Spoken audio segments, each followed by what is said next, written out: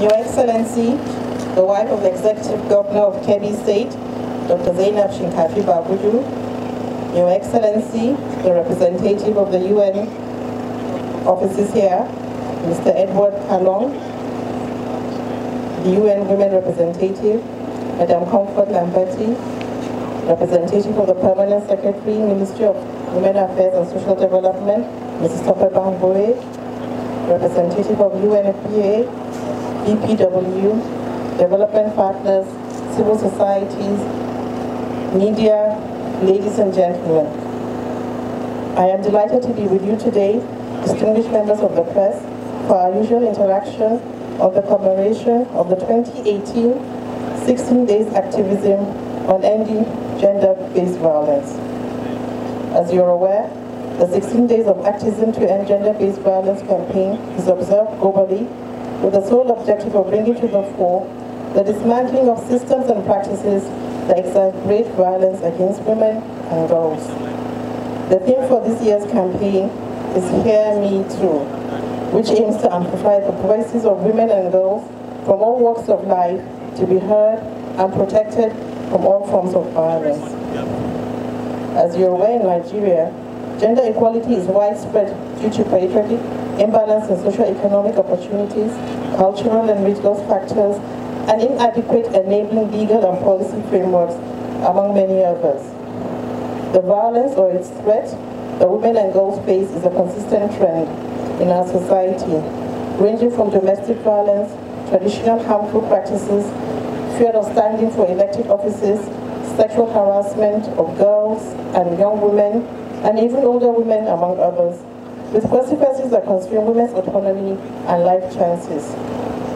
Statistics indicate that 1 in 3 of all women aged between 15 and 24 years have been a victim of violence, and in 5 have experienced physical violence in Nigeria. The Federal Ministry of Women Affairs and Social Development, with support from development partners, especially UN Women, UNFPA, UNICEF, have continuously worked in collaboration to ensure that gender-based violence is eradicated in Nigeria. Part of the ministry's effort is the strategic high-level advocacy sensitization programs organized with the relevant agencies responsible for the eradication of gender-based violence in Nigeria. The launch of the campaign on ending child marriage and He for She Champions is a demonstration of this, by Mr. President, is a demonstration of this administration's commitment to preventing and eradicating gender-based violence at all levels. Thus, in collaboration with the Rule of Law and Anti-Corruption Committee, which is a British High Commission project, we are working to ensure the domestication and implementation of the VAP Act in FCT, Lagos, Ekiti, Kano, and Anambra states as phase 1. Ladies and gentlemen, permit me to quickly remind you the objectives of this year's commemoration. First, we want to amplify the voices of diverse women movements across Nigeria working to prevent and end violence against women and girls and build up on the work done since the last celebration. We're also here to advocate for specific changes within institutions and workplaces, including within the UN system, private sector organizations, educational institutions, security sector institutions, civil society, organizations, and governments to promote gender equality and end violence against women and girls. To increase access of reporting mechanisms to survivors of sexual and gender-based violence through awareness raising and increased collaboration between state and non-state actors. Encourage relevant agencies to step up the campaign in their respective organizations. Distinguished ladies and gentlemen, as part of the activities to mark this global event, the following activities have been earmarked to be undertaken during this period. This media briefing is 1. Lighting up the city gate to create awareness and visibility with orange, the official color of the campaign. Official launch of a programming guide on preventing violence against women. National symposium and ending gender-based violence in the political process. We focus on female politicians and the 2019 general elections in Nigeria. TV and radio programs and social media campaign. Visit to the IDPs to talk on violence against women. Provision of orange ribbons and t-shirts in selected schools in the FCT, and the consultative meetings with male champions and official launch of the He for She campaign in Borno and Yobe states. I thank you all for being a part of this campaign. God bless our women, God bless our girls, and God bless Nigeria. Amen.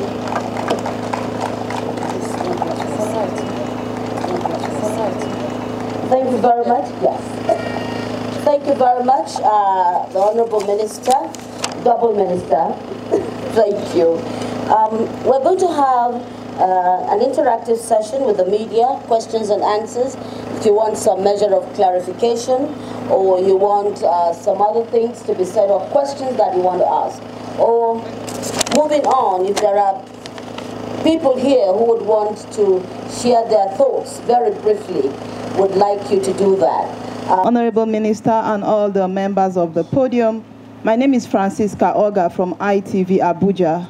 Now my question is, for the past 3 years or thereabout, I have been part of events like this where sensitizations go on, and we carry the message back to the women out there through our various mediums. Sometimes they get in touch with us, victims of domestic violence, and then we are at a loss what to do. Sometimes we report, there's no safe haven for them. You tell a woman you're being battered, leave your home. To where? Some of them don't work. They don't have any source of income. How do we expect them to survive? So my question is, what is the UN Women? What is the Ministry of Women Affairs? What is everybody that's advocating doing to provide safe spaces for those who find themselves at the receiving end of domestic violence? Thank you very much for your question. I'm also going to ask the Permanent Secretary to help me out. But I know we have 2 safe houses, one in Kuru. Yes, Kurudu, and then that is still up and is going. But we have another functional one that has been fully equipped and is receiving a lot of women who have had issues. We also have provisions for counseling. We do counseling for both the male and the female. In the ministry, we have the capacity to do that. But oftentimes, we find that a lot of the times there's a tendency to want to go back, and we're still trying to, it's still work in progress. Women who have been cancelled and are back on their feet tend to go back to their husbands, perhaps due to family pressures and so on. But yes, we do have safe houses, and yes, we do counseling for them. We provide them with medical facilities. We also empower those who want to go into empowering with some kind of training and so on. But the PAMSEC, I don't know if I've said everything or you want to add. In addition to what the Honorable Minister said, we also have some credit facilities for women that are actually interested in some entrepreneurship activities, just to make sure that they get back on their feet. This is in addition to what the Honorable Minister said.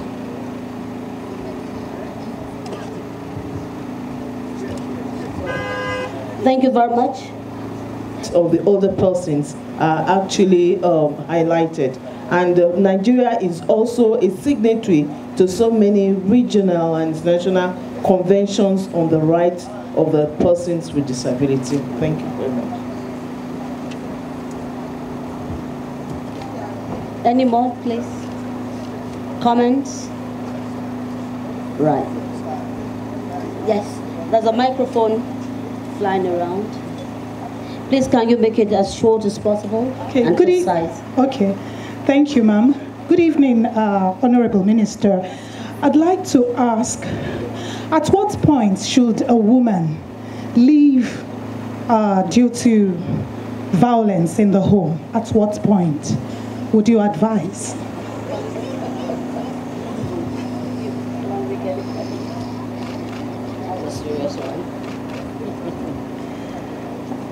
That's a very tough question.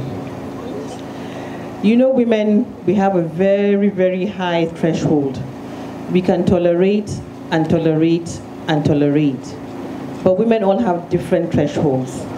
Some of us can take abuse, some of us can take physical violence, and some of us can just take mental torture. It's really up to the woman when she feels she's had enough. Our own advice is that do not think you're the victim. Do not think that there's anything wrong with you. Do not think that you don't have anyone that would listen to you. You do not deserve to be beaten in your own home. So if you need to seek help and counseling, you should do it. even before you decide what to do with your life. What I'm trying to say is that find out why you're being beaten, find out what you can do if you're beaten. It's a question that we have issues with in Nigeria, not just with regards to gender-based violence, but with most things.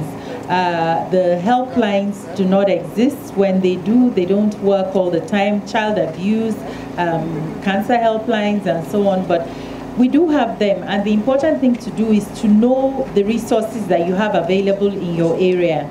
So this is why we like members of the media to help us to find out those resources and to disseminate it amongst the particular group.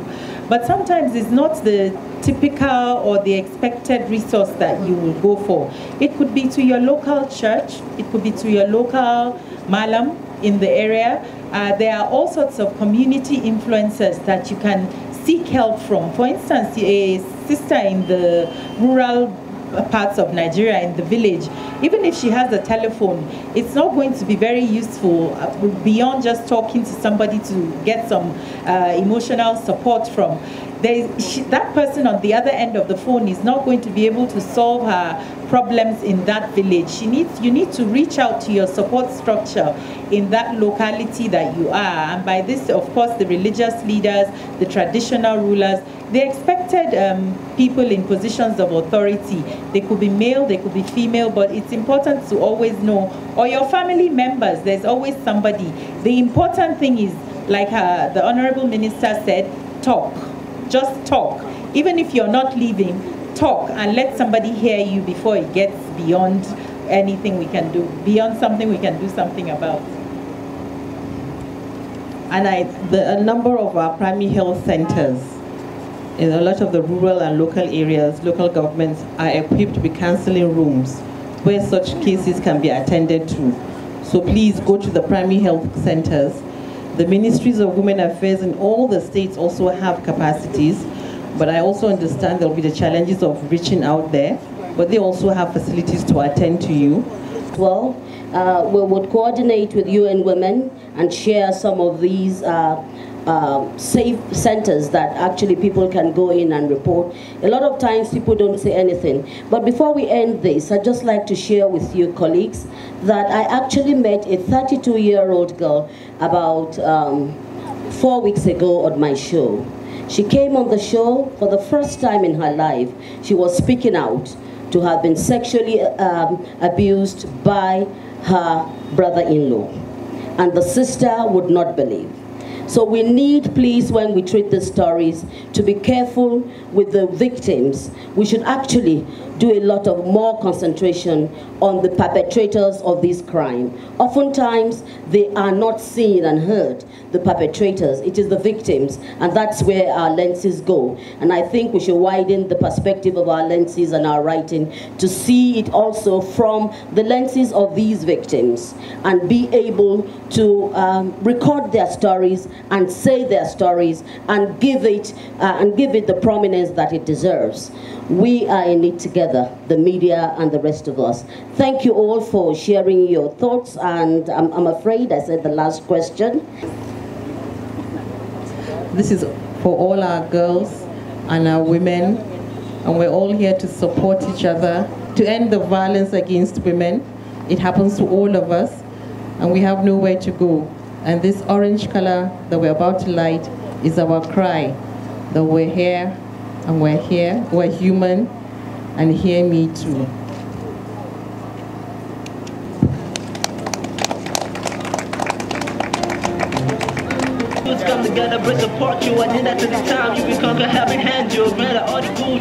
Thank you very much. Lois, can you please come for the group photograph?